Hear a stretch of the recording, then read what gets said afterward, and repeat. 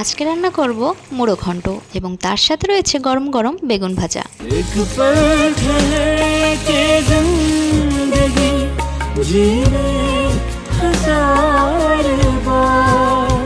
Hello everyone, কেমন আছেন সবাই? Welcome to my Friday blog after a long time.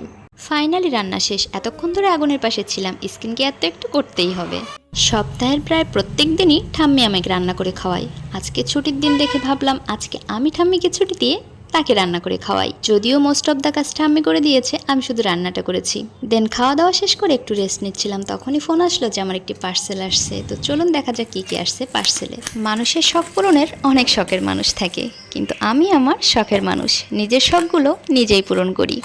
অনলাইনে ভাইরাল এই কাপ ব্রেসলেটটি অনেক দিন থেকে নেওয়ার ইচ্ছা ছিল, তাই গত 2 দিন আগে আমি পিঙ্কেলস ট্রিঙ্কেটস পেজে এটি অর্ডার দিই। আজকে এটি আমার হাতে পৌঁছায়। তো কেমন হয়েছে অবশ্যই জানাবেন।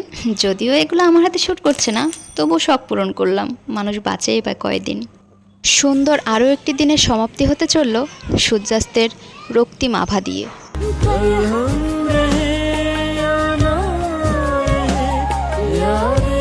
তো পড়ন্ত বিকালে উড়ান্ত মন আমার গেয়ে উঠল, এখন তো সময় টক ঝাল মিষ্টি খাওয়ার। তো যে কথা সেই কাজ, বাসায় বিলম্ব ছিল, সেটা দিয়ে বানিয়ে ফেললাম। আপনারাও এভাবে কখনো এটা ট্রাই করেছেন কিনা অবশ্যই কমেন্টে জানিয়ে যাবেন। তারপর ঠাম্মি আর আমি চলে গেলাম ছাদে গাছগুলোকে একটু জল দেওয়ার জন্য। তারপর সন্ধ্যা আরতির সময় হয়ে গেল। তোমারে কি দিয়ে বুঝিব ভগবান। জীবন সবসময় সহজ নয়, কিন্তু ডায়েরি সব কষ্টকে শব্দে সাজিয়ে একটু হালকা করে দেয়। এখন আমি কিছুক্ষণের জন্য পুরোপুরি স্টুডেন্ট। দেন খাওয়া দাওয়া, ঘুম, সকালে অফিস। দেখা হবে আবার নতুন কোনো উল্টাপাল্টা ব্লগে। সেই পর্যন্ত টাটা।